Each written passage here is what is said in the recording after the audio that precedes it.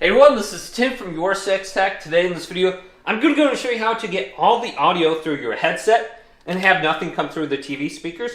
So if you are using a headset that's plugged into your controller, you're going to get some more options. So I'm going to plug this one in from my phone and plug it directly into my controller. And I do have the back button attachments on. That's what this black thing is. It says microphone switch to headset connected to the controller.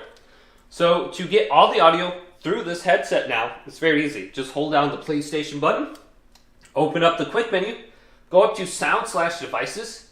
Now you can see I have some sliders for the speaker volume, etc. Now this is grayed out because it didn't switch over. So if it's grayed out, what you want to do is double check your audio output. So let's scroll on down to where it says devices, then go to audio devices, and make sure it's selected to the correct output. So I'm going to go to headset connected to controller. Then we can go to where it says output to headphones right here.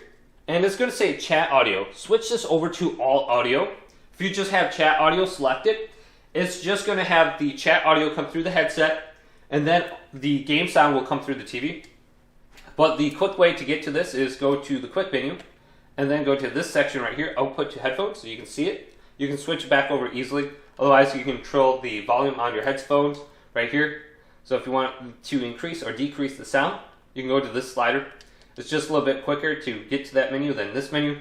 But hopefully this video did indeed help you out. If it did, leave it a big thumbs up. And subscribe to my channel down below for more tech help videos coming up next on Your Six Tech.